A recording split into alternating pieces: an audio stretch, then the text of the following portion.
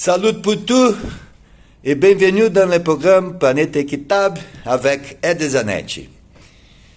We follow our journey through the world's forests and forestry, and now we enter the United States of America, the richest country in this planet, and the one that has one of the most productive forestry in the planet.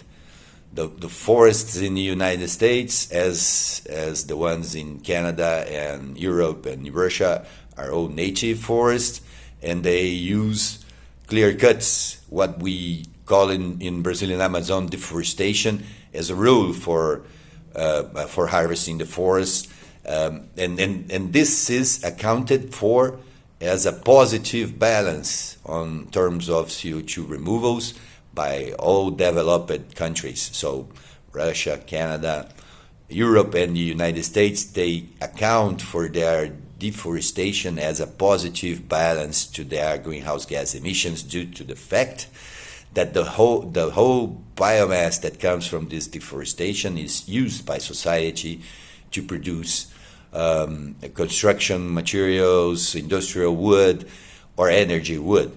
Therefore, it is not emitted into the atmosphere, and the area will regrow again with native tree species. All forestry sector, all industry in developed countries is moved by native tree species. Native tree species are used broadly by the developed countries to run their forestry sector, and there is no harm on that.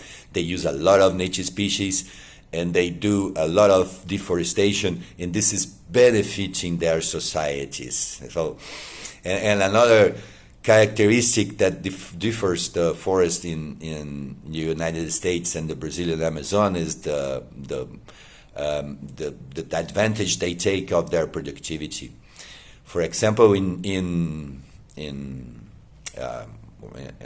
Orlando, in Florida, that is in the same latitude as the Amazon, they use up to 99% of their yearly productivity, while in the Brazilian Amazon we use less than 0.05%. And this is the solution for tropical countries to advance their forestry sector. They need a low carbon industry that will process all this biomass.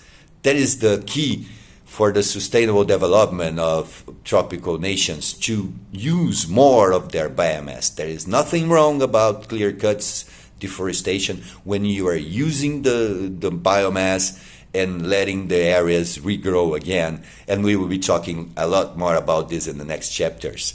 Let God's peace and the love that builds be our weapons on the daily struggle for justice.